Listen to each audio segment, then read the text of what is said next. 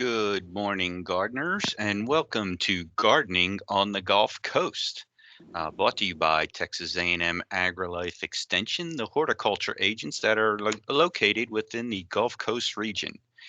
Today's topic is composting done right, presented by Stephen Brueggerhoff, who is uh, an extension agent at our Brazos County office. Just a few reminders, please keep your microphones off. Likewise, please keep the video off in order to reduce the amount of bandwidth. This program is being recorded and will be available on our YouTube website. Please use the question box if you have any questions during the course of the presentation. We've got some agents here that will be able to answer them. And at the end, later on, after this program, you will probably receive a link to a survey. And that survey does help us in planning future programs and making sure we are delivering the information that you need.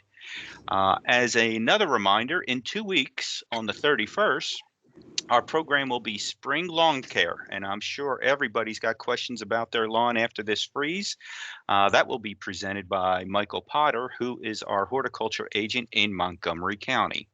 So without further ado, I'd like to hand it over to Mr. Stephen Brueggerhoff, who is with our Brazoria County AgriLife office. Stephen, it's all yours. Thank you so much, Paul. And welcome, everybody. We're so glad you could join us today on this beautiful Wednesday day. We're going to get some strong winds through our parts of Texas, but just bear with Mother Nature. I think it'll be over about 3 o'clock. But on a dreary day like today, it's always great to learn a little bit about some of our natural world. I'm going to talk about composting. Again, if you have any questions, please feel free to submit them to the chat box. Paul Winsky, our colleague from Harris County, Kevin Gibbs, I believe, may be on as well. He's down south near Corpus. They'll be able to answer any questions that you have. And of course, I'll stop for a moment probably about midway and just say, hey, any questions, any burning questions, we'll help to answer those questions for you. Again, the programs are brought to you by Texas A&M AgriLife Extension Service. Our county, as well as all of the counties, our family of extension horticulturists up and down the coast offer practical how-to education programs that are based on university research. They're helping our quality of life, and we do that through larger initiatives, a branded program called EarthKind. EarthKind is a set of principles and practices that will help to improve your gardening skills. Remember, you already have these skills. We're just helping you learn how to improve them. And, of course, always share that with your neighbors and your friends and family as well. So for composting, this may be an activity that you already practice, or maybe you're thinking about practicing, but possibly a little bit nervous about implementing. Well, trust me, folks, composting is one of the easiest and most practical activities that you can implement at your household. Some of the reasons that we may be composting, of course, resource conservation. That's the one thing that I'm always aware of. We need to save as many resources as we can and be as kind as we can to our local environment. And we know that adding compost to the soil helps to build organic matter, helps to improve the soil structure or texture, if you will. It can also help to prevent erosion and reduce water use. Other reasons is it helps to reduce landfill space. I pulled this information from the Environmental Protection Agency. They estimate that about 30% of food scraps and yard waste from our own homes ends up in the landfills. And certainly we can be responsible, lend ourselves to make that difference in our communities by starting at home. Composting helps to reduce the landfill, that wasteful action that we may innocently play. We can help to conserve some of those resources by reducing that load from our landfills. Maybe you live in an apartment or a smaller space, townhome, small lot or footprint. Certainly you can compost in a home, even in a small and limited space. I will not be talking about vermicomposting, but if you If you like some of those, our invertebrate friends, certainly you can implement composting at home through by using worms. And certainly I've done that successfully at home, and you can too. But again, we really won't cover that today, but you can implement that if you have a smaller footprint. There's no reason why you still can't practice composting at home if you live in a smaller space. And then you may have your own personal reasons for this. Yes, if you've got a compost pile, there has to be sweat equity in this. It's not going to turn itself. Now, you can be a lazy gardener. I've heard that term used before, and sometimes I'll refer to myself as that. But there has to be a little bit of sweat equity in anything that you do. And certainly you could be doing this just because you need to get out in the yard and provide a little bit of exercise. But again, our contribution, we do have a responsibility for sustainable practices that we have for our environment, and we can contribute just by the simple practice of composting. Now, you may remember I mentioned that composting or adding compost or organic material can improve the soil tilth and structure. A little general overview of soil texture, the soil that we have in our yard. These are general statements, by the way, are comprised of particles that include sand, silt, and clay. You may have had some of this information in some of your own schooling. Maybe, casting back for me, it was a long time ago, but middle school is when I started becoming aware of some of these aspects that I'll be talking about, or maybe high school, or even college work. I did work in a soil lab for a little bit when I went to the University of Washington. We know that clay is nutrient rich, but it's also slow draining. So if you live in Brazoria County, for instance, or I'm sure you've experienced this just living in the city, wherever you're at. Here along the Gulf Coast, we tend to give a general term for soil texture as gumbo, right? I love gumbo, but certainly I don't want to eat soil. So we'll save the gumbo for the plate. But in Brazoria County, we do have a high clay content in our soils as a general, overview. So we know that those are nutrient-rich soils, but they are very slow draining. And it all has to do with the particles themselves and how they're arranged. Clay is stacked particles, kind of like roof tiles, if you will. It's once, they reduce pore spaces in between them. There's the spaces are reduced in between them the way that they're stacked in soil, and so it can limit the amount of infiltration of water that will penetrate that. Sand, oftentimes if it's a very, very sandy soil, they can be nutrient poor, but the advantage to having a sandy soil is they can be quick draining. And then loam, even though that is a conglomeration of a balance of clay, sand, and organic matter, those are the ideal soil types that we strive for. So when you hear the term loamy soil, that's what it is. It's a balanced mixture of these particles. Now you may decide, and I do encourage you to commit to a soil test. Now the soil test that we drive you to is understanding a foundation for the nutrient content that's available in the soil that you have. There is a separate, the place that we recommend that you commit a soil test to is at College Station. It's called the Texas A&M AgriLife Extension Soil, Forage, and Water Testing Laboratory. It's not very rich as far as images on its site. It's all practical information that will help you decide what kind of soil test is appropriate for you. I believe on the forms that you can fill out when you submit soil samples for soil testing, there is a checkbox that you can request for a texture test, but 9 times out of 10 when you're getting a basic soil test performed, it's not about texture. It's about nutrient availability, pH check, as well as any issues with salinity in your soil, accumulated salts. Now, you can commit to that. It doesn't cost much. $12 will get you a basic test so you can understand the nutrient availability in your soil at your home site.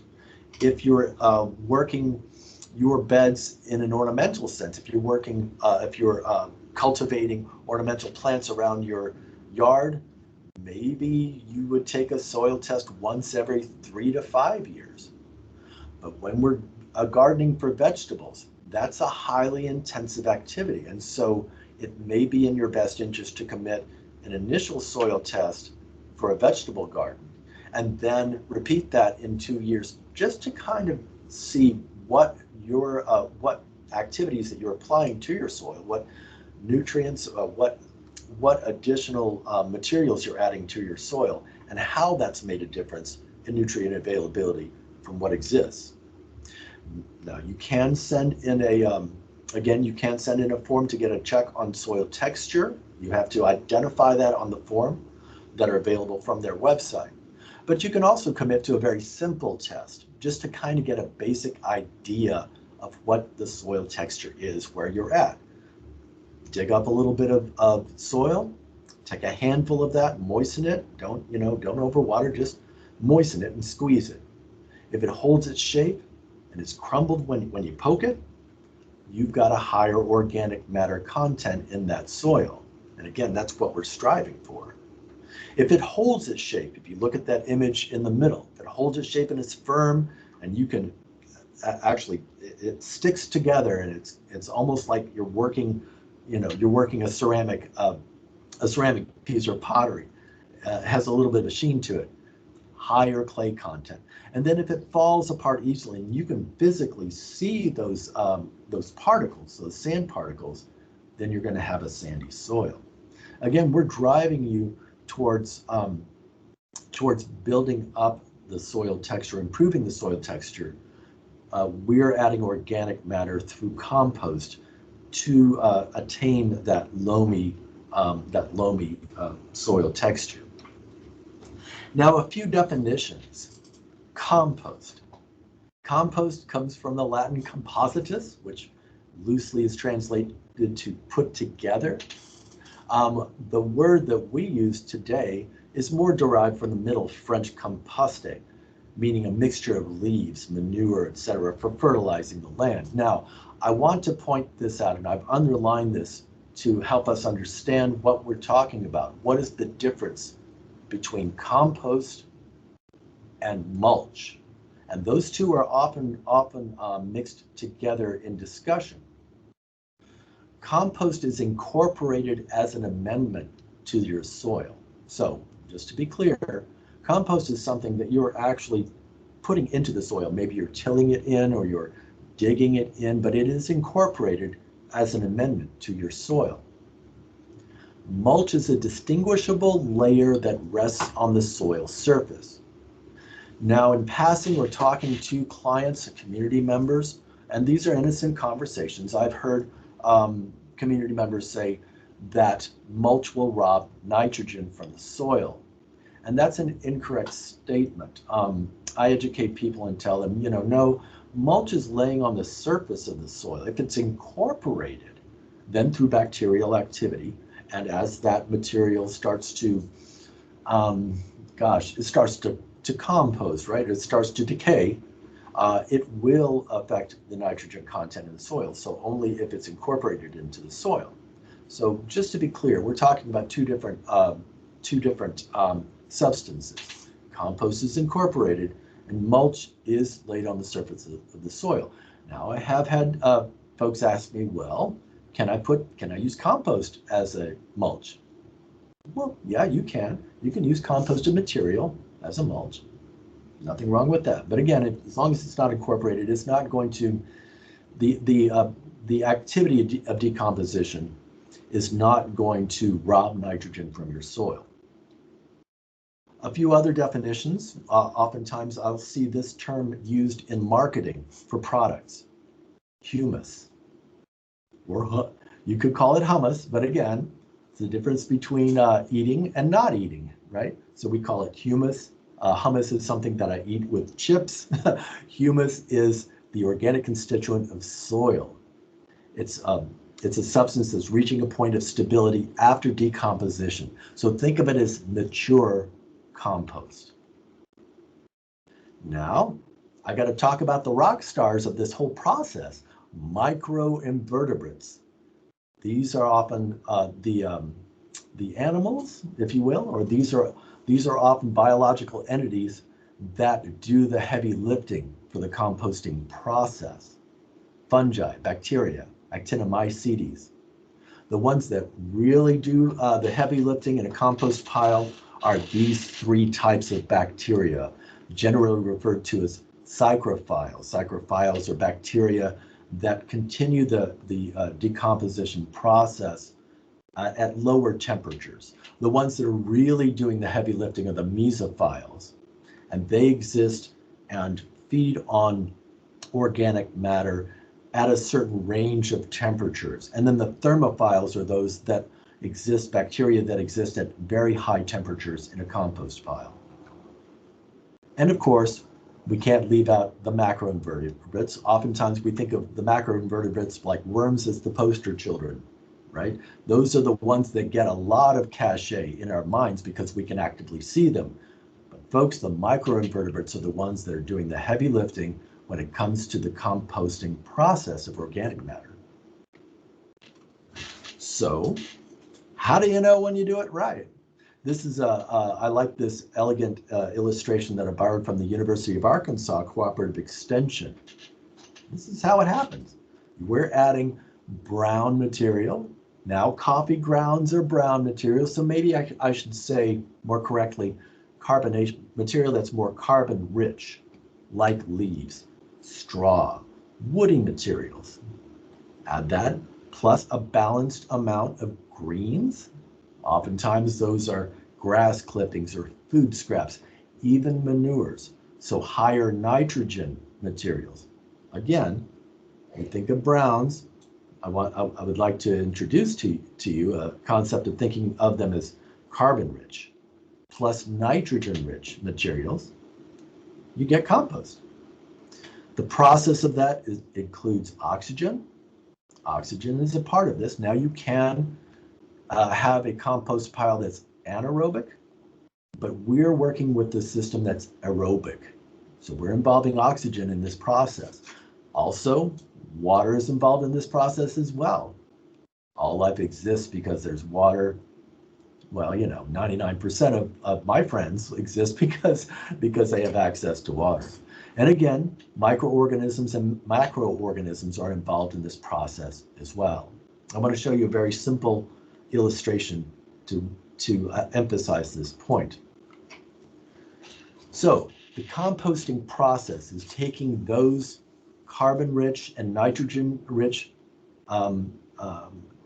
substances and putting them together, layering them, adding water, and of course, turning it to allow oxygen to penetrate that pile with organic matter. In that process, there are bacteria that already exist in this pile that are doing the heavy lifting, the heavy work. And as that decomposition process continues, 2/3 of the carbon in that pile is respired as carbon dioxide. Now that's not enough to affect our global climate, right? So again, if you're worried from this information that I'm providing to you saying, oh, I'm releasing more CO2 in the air because I'm composting, folks, it's not enough to affect the global climate. So it is a great activity to engage in. Just to let you know, the bacterial functioning in this, the activity of the bacteria itself is what helps to release the carbon from that pile. Now, our piles are most effective when they reach a temperature, an internal temperature of 160 degrees Fahrenheit. That's quite warm. So if you're performing this properly, if you have a balanced mix of carbon-rich material, nitrogen-rich material, as well as water and oxygen, you're going to increase the activity of that bacteria, and that in itself causes the release of CO2, and that whole process causes the pile itself to heat up. And I want to show you an image of some of those rock stars. Ta-da, there you go. These are called thermophilic, these are considered to be thermophilic bacillus species. They're isolated from a compost pile at 55 degrees centigrade. I'm still working on the non-European version of measurement. So 55 degrees centigrade is very, very hot. And so we consider those bacillus species that exist and function in that decomposition process as thermophilic. Remember, the mesophilic bacteria are the ones doing all the heavy work at around 160 degrees Fahrenheit, anywhere between 120 to 160. Now, what is the correct ratio for all of this? Again, maybe you're an experienced composter. Maybe you're a composter that never turns their pile. I've been that composter. I understand exactly what that is. Decomposition will occur whether you're turning that pile or not, but we're trying to make this an efficient system. So I am suggesting to you that you do actively go out there and turn that pile. You can get a finished product within 2 to 6 weeks if you are actively working these piles and working with the correct carbon to nitrogen ratio, adding water, turning the pile, making it an aerobic process. So this table provides us with a means to know, how much of this, what kind of material, what is the carbon content of the material that we're working with, and what is the nitrogen content, or what is the carbon to nitrogen ratio of each one of these. On this table, those substances that I've identified in green at the very top, those are more nitrogen-rich materials. They have a carbon to nitrogen ratio of 15 to 1. Coffee grounds are very high in this ratio as well. If you go to different resources, what I've found in some of my research is there will be, some variation in this carbon to nitrogen ratio. In other words, I've gone to extension colleagues in other states and seen the carbon to nitrogen ratio for coffee grounds be higher than 14 to 1. So I've seen it at 18 to 1 or 20 to 1. These vary, but the information is still very static in this respect. We know that nitrogen-rich materials are vegetable waste, coffee grounds, grass clippings.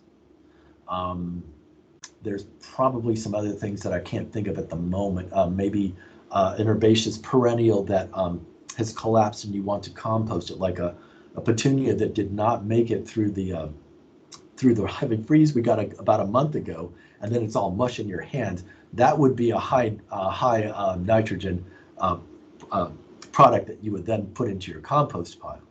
From there, we start getting a little bit more dense in the carbon to nitrogen ratio. Hay, meaning grass clippings that we let go to dry out completely.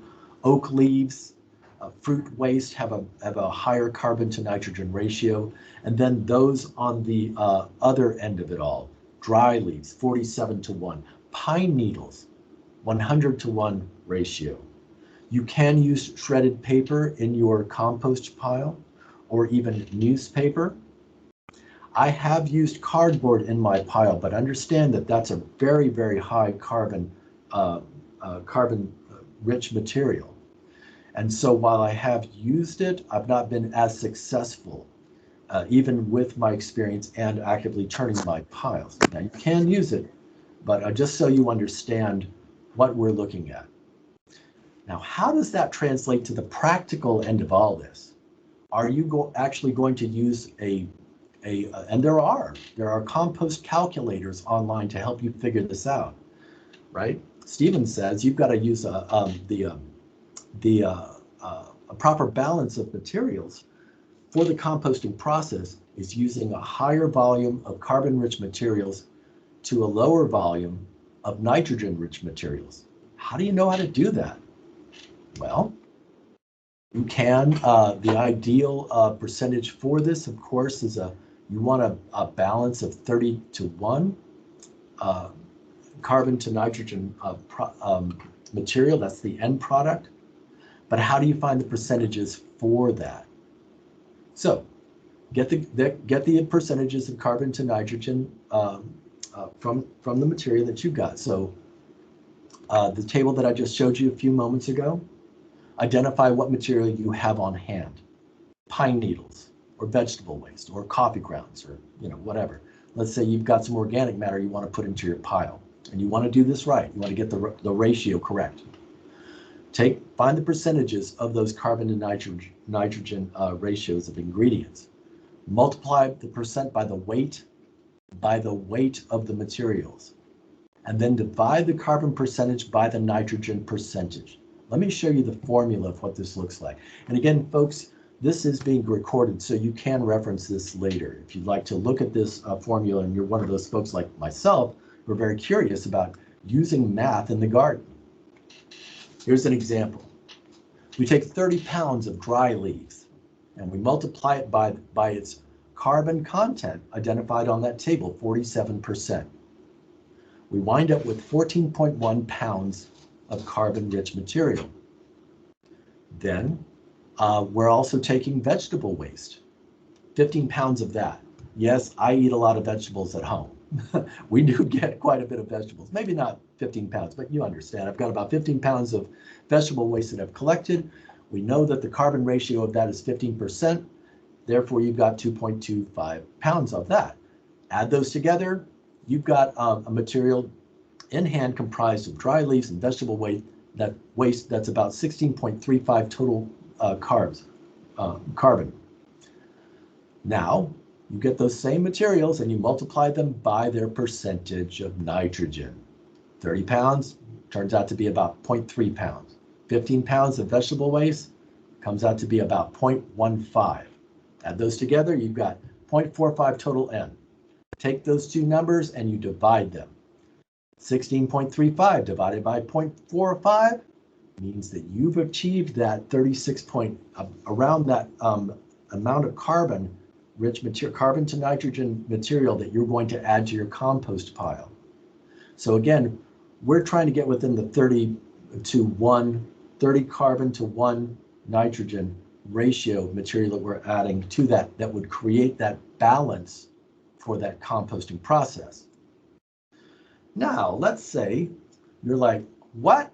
Formulas? I can't stand that. Let's work with something I can really deal with. Here's the simplified version of that. Add a carbon material that's about 2/3 more than the nitrogen material that you're adding to it. Nitrogen-rich material. That's a simple way to do it. If you like doing the math, there are calculators online you can do this with. And I'm curious, and I have applied those and to see if I'm actually applying the right amount of carbon to nitrogen ratio towards that balanced compost pile. But the simple way of doing this is just taking 2/3 of carbon-rich material, adding 1/3 nitrogen-rich material by volume. It's as simple as that. By weight, you could add carbon-rich material and nitrogen material that is equal by weight. You're going to get about the same ratio. Now, when you put these together, of course, you're going to layer them, and I'll show you how to do that or I'll explain how to do that in just a moment. You're going to add water to this pile as well. If your pile is too wet, add more carbon. If it's too dry, add more nitrogen. Remember, nitrogen-rich material is high in water volume. Carbon-rich material has a lot of that water is definitely lost through the drying process. Paul, are there any questions that I can answer for anyone at this time? Yes, Stephen, there's one that popped up here. It's from Barbara, and her question is, should the pile be in full sun? That's a really good question, Barbara, and I would say no, provide a little bit of shade. And you can put it in full shade if you like. I tend to I've always located my piles in an area that I consider to be woodland, right? With woodland shade. In other words, a little bit of sunlight, a little bit of cover for it. But no, full sun, your piles may be a little bit too active. They may dry out too much, and certainly we want to we don't want to put more effort into the process of composting as well. You'll be adding water on a continual basis if it's out in full sun. So I would recommend to put it in a little bit of shade to kind of curtail that. And here's another one that just popped up, Stephen. How about the compost bins, like that are sold at either Depot or on Amazon?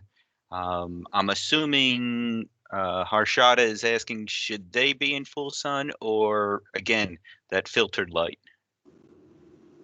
Horchata, I'd recommend, at least put them in a little bit of shade. In those containers, they're going to heat up quite a bit. I used to have this one container that I used to live in the city of Seattle. I performed my master's degree at the University of Washington in urban horticulture, and we were limited in space. It's a very dense population in Seattle, and so there in the city they also had a challenge with rat populations. I mean, they just did, right? Not to say that Seattle is overrun by rats. I'm just saying, in the areas that we lived in, there were high rat populations. So the city had a wonderful program where they were, at a very low cost, were selling some of these prefab compost containers, a bin that was enclosed to kind of curtail on the vermin getting into it, because every individual is different. Every individual is going to compost. Their activity that they provide to the compost pile is going to be different. And so, but I made sure that was in a little bit of shade. I did have it out in full sun, believe it or not. Seattle does get full sun sometimes in the summer, and that the pile just heated up a little bit too quickly itself. So, I'd provide a little bit of shade for it as well. Okay, Stephen, I got two more quick ones for you, and then you can jump back in. One is from Jennifer, and her question is there a way, can you compost palm fronds due to their thickness? And I'm assuming she's thinking more of that stem where the leaf foliage is. Any comments? Yes, but only if you're chipping it down or shredding it down. I suspect it's going to be very high on the C to N ratio, probably not as much as cardboard, but it's definitely going to be high. There's a lot of fiber materials, a lot of fibrous parts to that palm leaf, so I would definitely chip it up really, really fine before doing that. And then again, always pay attention to the balance you're trying to create of the carbon-rich material to nitrogen-rich material. And I'm going to pull these two together. So Catherine and Ann. Catherine asked about pine needles. Do they slow down the composting process? Does it add to the acidity with using pine needles? And are there any issues with using oak leaves? And I'm assuming that she's referring to live oak leaves. I would assume that. Yes, I would. Right on. So pine needles themselves are carbon rich, and it's going to be difficult to try to chip away at those. Any material that you're adding to the compost pile, it's always best to try to thresh it or shred it if you can. With live oak leaves, that's a little bit more difficult. They're so small, it's difficult to do that. You might take your lawnmower and run over that material and then add it. I've certainly done that in my own lawn. I've not tried to collect leaves from my lawn. Rather, I shred them in place with my lawnmower. That's not everybody's cup of tea. Certainly there are programs in communities to, collect bags that are offered that you can collect those leaves. So going back to this, it really depends on the carbon to nitrogen ratio of those individual components. I suspect that live oak leaves, because of the kind of waxes that are in that leaf that we can visibly see, it looks to me like it's a little bit more carbon rich than, say, like a red oak leaf. So again, I put that back on you. It depends on how well you can shred that material, break it down to allow the bacteria to actively start that, start chomping down and getting to that material as it decomposes. As far as acidifying the material, it will not. If there's if you're providing, I've not checked to see what is the pH content of a pine needle leaf, but I do know in the decomposition process that you are not contributing additional pH, lowering the pH by using pine needles. So it will not affect the pH of that pile. I think it's more inherent on whether it's carbon rich or nitrogen rich, rather than is it a pine needle or is it an oak leaf. All right, Stephen, it's all yours again. Thank you very much. All right, what can you add? Well, we know we can add most anything, organic matter, coffee grounds, grass clippings, leaves, shredded newspaper. I would put a little bit of caution to that. You've really got to shred up newspaper. You can put down whole newspaper, but it starts to shed water, right? So anything that you're putting into the compost pile really should be ripped, shredded if you can. And that goes with newspaper as well. The fibers are layered so well together in creating newspaper, it can create a barrier. So make sure that you shred newspaper when you put it in. Tea and coffee grains, vegetable and fruit scraps, you can put in wood prunings, carbon-rich material. Just make sure that you cut them down. I was managing a community garden when I lived in the Round Rock area, a little north of Austin, and I could not get the other gardeners to simply clip down the branches that they were putting in there. I said, you can put in branches or stems, just make sure you cut it to about 1/4 of an inch. Again, if you are adding wood prunings to it, think about that carbon to nitrogen ratio, but always be a little lean on what you put into your compost pile and make sure you cut it up. And then yard trimmings as well. There are some materials that are appropriate to use as an activator. If you're concerned that your compost pile the bacteria is not as active as you would like it to be. It's not heating up as quickly, or it's not composting, and you think you're doing everything right, you can use a few organic materials like liquid seaweed or aged poultry manure. Again, these are nitrogen-rich materials that can be added to the compost as an activator, but I would not continue to apply that to your compost pile. You can get yourself started, but once you're in the activity, you're doing this properly, you shouldn't need to rely on these materials to keep your compost pile rotting, or not rotting, but decomposing. Critters. I love critters. These are a lot of invertebrates. If you see insects in your compost pile, that's actually a good thing. I know some of us may be concerned if you see a wood roach. Yes, you might see a wood roach in your compost pile. That doesn't mean you've got an infestation of wood roaches. They're just helping with that decomposition process. So you will see pill bugs, millipedes. You might see a few centipedes, spiders, earthworms, nematodes, springtails.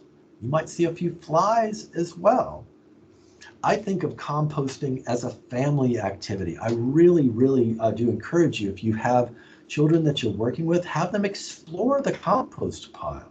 If you're doing this properly, the bacteria that is active in there is part of that aerobic process. Is you've got bacteria that are not harmful to us, that are in that pile, that are doing the work, and then you've got some other insects that are very, very interesting to engage your children with. It can be a family activity. Get them in there. Kids love roly-polies. They love pill bugs. Get them in there exploring that. They can look at spiders cruising across that, the little predators cruising across your compost pile. Nothing wrong with that. We may be a little squeamish with bugs, but I encourage you not to impart that fear to your children, grandchildren, or whatever. I think that invertebrates are very, very interesting and a very important part of this process as well. Now, what to avoid? I say this with a caveat. In general, I'd say no ashes. Now, if you can add a few ashes if you've got a fireplace where you actually have wood that you're burning, and I'm not talking about treated wood or you know, those fire logs. I'm talking about an actual piece of block of wood. You can take a limited amount of that of those ashes and apply them to your compost pile, but in general, I would say don't apply ashes to it. Or charcoal briquettes. Don't put that in there. Dairy products, again, fats and greases and oils, those are products that can attract vermin. So I would recommend not to apply that to your compost pile. Of course, if you're not doing this properly, if you have some weeds in your yard, and they've gone to flower producing seed, then you certainly, you know, not want to add that to your compost pile until you can get it to a point where you have that compost pile cooking those weed seeds. So as you're starting this off, until you become a very accomplished and experienced composter, I'd say keep those invasive weeds out of the pile. No meat, fish, or poultry, or I like to tell kids, nothing with eyes. Nothing with eyes. Don't put anything with eyes in there unless it's a potato. No non-organics, pet feces. Again, there are pathogens. There are those kind of bacteria we don't want to mess with. Treated woods, wax or glossy paper. You understand where we're going with this. So just avoid those items. Now, I would put you may not be aware of this as well, but there have been documented cases of certain herbicides that are used in pasture and range management that are appropriate. Mind you, they are appropriate for pasture management. But some chemicals are known to persist through the animal gut, and they come back through their manure, or they can also accumulate in certain grasses as well. So specific herbicides used in range weed management may have residual activity in forage, and they can pass through the digestive system of animals that consume treated plants. Those herbicides are plant growth regulators, and the ones that we're talking about are items used in such as active ingredient picloram, which is in branded products like Tordon, Access, Grazon, clopyralid, which is in these other branded products like Stinger and Confront, and aminopyralid, I said that properly, and then branded products associated with that. So please, celebrate range managers, right? Celebrate those folks that are providing us food, but understand that there are certain chemicals that are necessary to use in are used in pasture and range management. So just be aware of where you're getting your manure from. If you're getting manure from a stable, you might want to talk to that stable owner and say, hey, do you know where your horses graze and what's been applied to that pasture? If they own that pasture, if they send it out to a leased property, just be aware of this. Now there are products that have passed a certification. Yes, there is a council that is involved in certification for composted material that's commercial products, and I'll mention them in the bibliography of this presentation. So material that has gone through, that is commercially available in bagged material, has gone through a process of inspection as well. Now, methods for doing this. The piles are most effective when you've got them small. So there's two reasons for keeping the piles at about 3 cubic foot, right? Or 3 by 3 space. One, the material itself, the bacteria can act. You've got a great opportunity to keep a balanced amount of material in that pile. If it's a smaller pile, like 3 by 3, it may get a little bit taller, may get a little bit shorter, but as long as they're not a 5-foot pile that you're working with, it becomes more difficult to turn. So 2 reasons. One, you have a concentrated batch of material that you can reach between 120 and 160 degrees Fahrenheit that the bacteria can get in there. You can keep a good balance in there, and it's a less strain on your bag, right? If you've got a smaller pile like that, 3 by 3, you can turn it more adequately. So select a flat, somewhat shaded spot near water. This is very important. Do you like to haul buckets of water? I've been that gardener. I didn't have access to water. When I was starting gardening in my early 20s, I thought, I'm going to start a garden. Didn't think through that part. I had to haul buckets of water out to that. Same thing with your compost pile. This community garden that I was talking about earlier, we did not have access to a hose with water, and we had to constantly throw buckets of water on that. It wasn't practical for that. It wasn't an effective compost pile. So always put this located near water. Put down a layer of 6 inches of browns or carbon-rich material, then added 3 inches of layer of greens or nitrogen-rich material. Sprinkle a thin layer of soil or finished compost over that because you've got bacteria already in that finished compost. Maybe it's a thermophile, it might be a mesophile that still exists in there. Remember to always water between the layers because water is an important part of this whole process. So, maintenance for your pile, chop and shred larger items. Remember, turn. The more you turn it, the more activity, the more bacterial activity, the quicker the decomposition will occur. Give your compost heap a big meal versus small snacks, right? Always keep that balance of materials out there to your pile.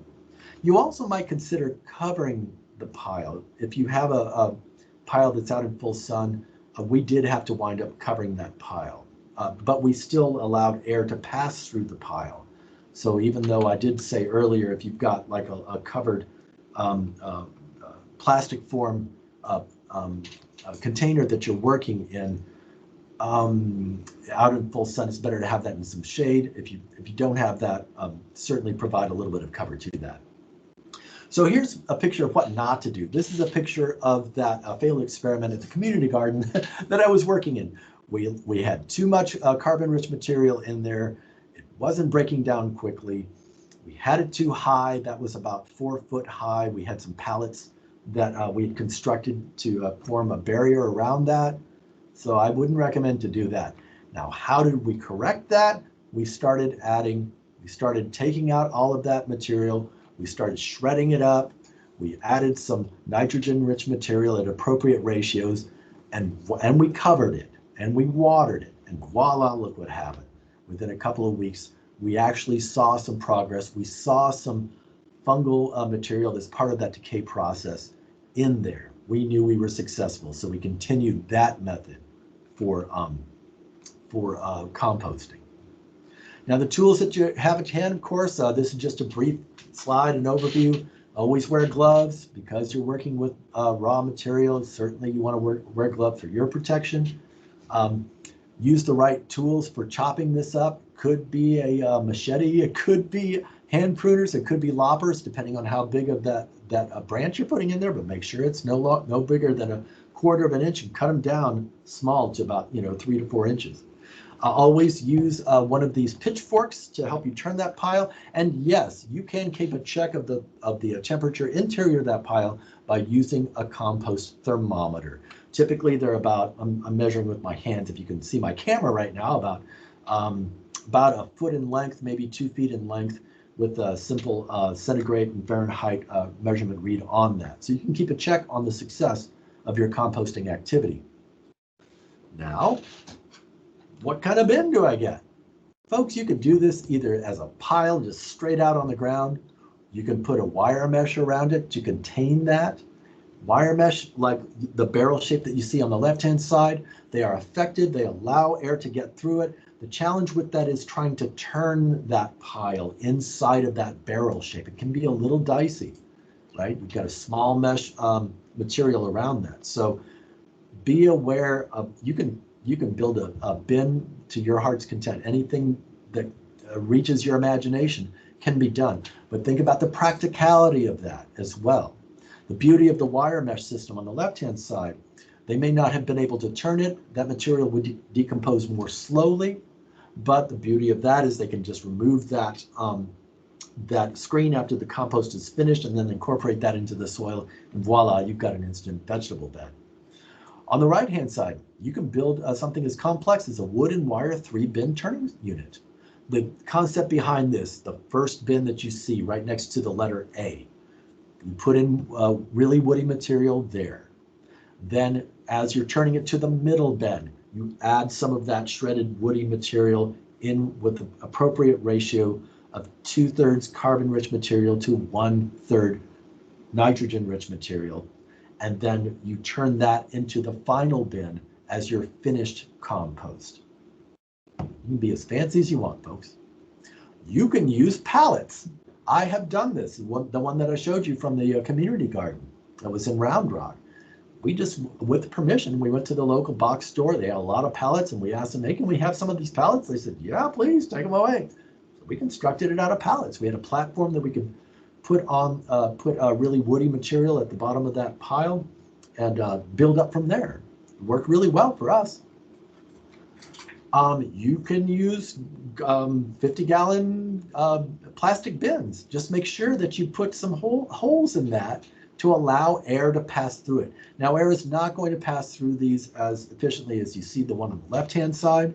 The one on the right-hand side is built on a stand, and it's built on a, oh gosh, I forget what the name of that is. Basically, it's a spindle in the middle, and you simply rotate the barrel. You can, this is from the Earthkind landscaping program, you can dig a pit. You can pit compost. So you just dig a hole 3 by 3 by 3 or 3 cubic feet. You put smaller twigs at the bottom of that hole and you start layering material appropriately. Make sure that you have a large diameter PVC tube that you can drill holes in and place down in the middle of that to allow air to flow through that pile, because this is an aerobic process and we want air to get into that for the bacteria to do their job. And then of course, add water. Add water, makes its own sauce. Or you could build something like this. We did this at the community garden as an example. Big 50-gallon barrel that we got from the water treatment plant. It was, it had chemicals that were non-toxic, not non-residual. And so we just cut a hole in the side, and we had a lid that we could draw up and down. We had some hinges on the side to keep that closed, and we put it on a platform where we had some wheels secured on each corner so that we could adequately turn that barrel. Now, like I mentioned earlier, you can buy preformed material if you have disposable income to do that. We do have a demonstration garden here in Angleton, and we do have an active composter, a master gardener that has gone through a certification program. She's our compost specialist there. She's had that training. And we do have some of these tumblers there, but we haven't been very, very successful in creating the finished product. We're finding that we're more successful just putting sweat equity into it, turning it. The cool thing about some of these kind of devices is they can, you can get the kids out and roll the tumbler around the lawn. It can be an activity for a picnic, July the 4th, or any other kind of celebration that you have. So again, you have the tools at your disposal. If you've got disposable income, you can purchase one of these. It depends on your aesthetic, or you can create your own pile. Because this is what we're trying to achieve. We're trying to achieve a very rich material that we can then add to our gardens and enrich our gardens with a finished product. And remember, folks, anyone can compost. It doesn't matter how old you are or how young you are. You can involve your family in this activity. One of our colleagues in Brazoria County, in Brazos County, there I go, Skip, in Brazos County, Skip Richter, he developed this one slideshow presentation called Composting for Kids. Very, very simple activities and some instructions, very similar to what I showed you today, but at a level working with families and children that are easy to implement. Where can you find information like that? Of course, go to some of these websites. Again, this video, this is being recorded for your review later on. Composting for Kids, it has such a long URL. I had to shorten it by using a URL shortener, but it will drive you directly to that website where you can download that and explore that with your family. Composting information from our Earthkind landscaping program. There's a link to that. The Dirt on Compost from AgriLife Extension. Soil, Water, and Forage Testing Laboratory, there's the URL for that. If you want to investigate what nutrient availability is in the soil that you have to create a foundation of information, contact your local county agent. myself in Brazoria County, Paul in Harris County. They do have staff that will help you guide you on how to take that soil sample yourself, submit it. It's a simple process, but it provides you with so much wealth of information. You remember me saying that there are compost calculators online. I actually borrowed this from the Harris County Master Gardeners had a presentation, and I remember there were calculators online. There was one on Cornell, but Cornell has abandoned that calculator online. So I saw that program and thought, well, Klickitat County up in Washington State has a calculator online. So you can use this and just check it out. See if you've got the right ratios that you're working with. And you remember me saying that there is a council that provides oversight and a certification to a seal of testing assurance to let you know that the commercial composting products that you're purchasing are on the up and up. It's called the U.S. Composting Council. Give them just a shout out and go check out their website to see what they're all about. And then again, of course, our friends and colleagues at the USDA NRCS, National Resource Conservation Service, do have a backyard conservation composting program through their website as well. Well, folks, that's the end of my presentation. I thank y'all so much for joining us this afternoon. Paul, if there's any additional questions, but before we go there, I just wanted to let y'all be aware, like Paul had said earlier, that our next program, March 31st, will be Spring Lawn Care with Michael Potter from Montgomery County. After that, we'll explore xeriscape gardening, April 14th, and then replace those water hogs with Ginger Easton Smith from down south near Corpus, April 28th. But are there any questions, Paul? Yes, Stephen, great job. And there are a few questions. One is from Sarah. Her question was, does compost lose anything if it sits for a long period of time? So say it's composted and you don't get around to doing anything with it. It sat there for a while. Does it lose any of that nutrient charge that it could add? Is there a expiration date? Yeah, that's a good question. I think so. I've not investigated that personally, professionally from my own end, which I should. But the decomposition process itself you will lose some nutrient content if it's left for I'm just making this up, folks, a year. But yeah, if it's left for a really long time, the decomposition process will continue and you will lose some of that nutritive content. All right. And then I know you mentioned about, animal feces. Lindsay had the question about what about rabbit poop? Can you add that? Or do you just recommend none of the pets adding that into the pile? Oh my goodness, yeah, right. What about those herbivores like rabbits? Gosh, well, we do use horses are herbivores, and we do use their manure in composting, keeping in mind the source of where those animals are grazing. Rabbits themselves eat products from the store. I don't know. I don't have experience with that. Paul, can you lend any advice for that? Honestly, I do not know. I like you said, I don't see if they're herbivores why it wouldn't be an issue. But I don't know. So that might be something we'd have to do a little bit more digging on in order to see if rabbit poop is okay to use. I'm writing it down. Okay. I'll All right. investigate. We had a question or two about fungus gnats as you're doing the pile, and Larry mentioned that I guess his wife is allergic to them. And so after turning the pile, he'll put some dry leaves on top, and this seems to help keep the gnat population down. Do you have any other solutions for fungus gnats? Normally, in the greenhouse industry, if you've got fungus gnats, it is too wet. So, and we often see it under benches, especially in propagation. So I would assume that maybe that pile's being kept too wet, that the fungus gnats are there and they're aiding the decomposition, but that's probably the reason why they're there. Stephen, any thoughts?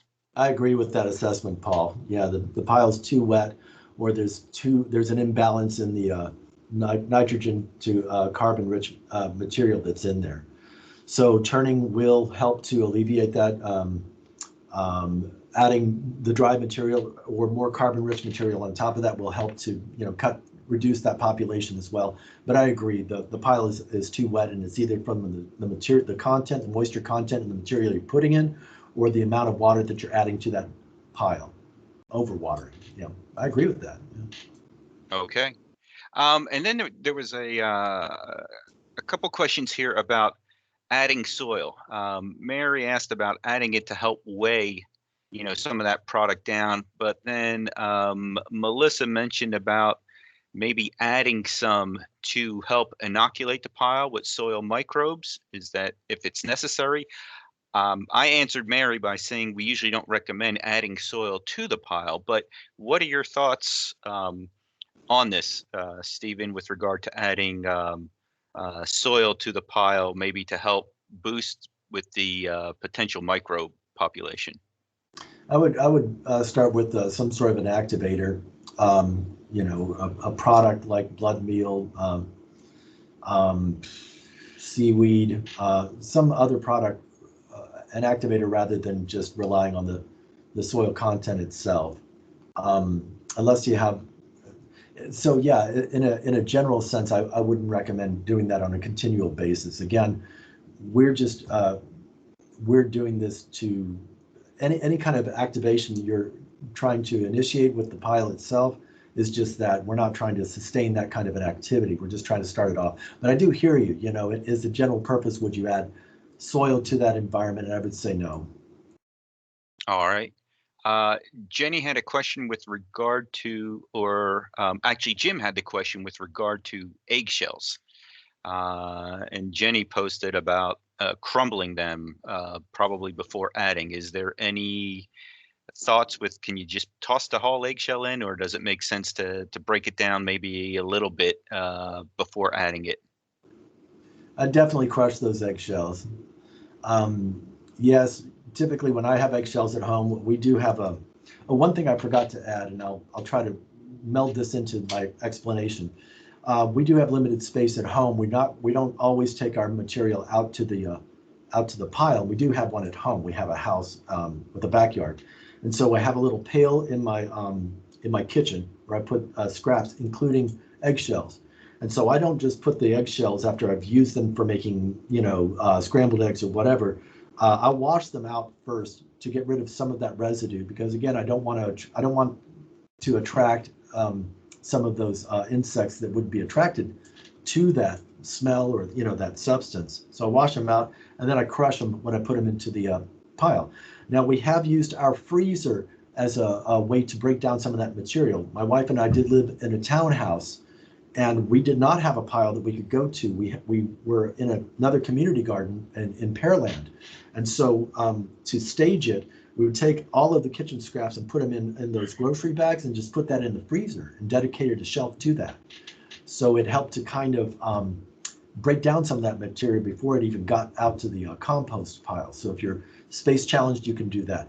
But as a general rule for eggshells, yes, go ahead and break them down. They are, they're look at them as like as a particle that would help to enhance the texture of the pile itself, right? But just go ahead and break them down. All right. And actually, the last one is pretty easy. Somebody asked about if Master Gardener classes are going to be offered this year, and so I would say contact your county office. I know here in Harris County, we will be offering, most of it is going to be virtual still. Hopefully come 2022, we'll be able to get back to face-to-face. But I know Harris County, we did do a virtual class last year, and it went over quite well. So with that, Stephen,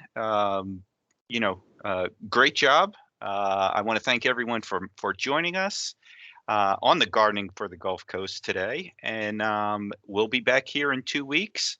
on the 31st with Spring Lawn Care brought to you by Michael Potter. So everyone, have a great day.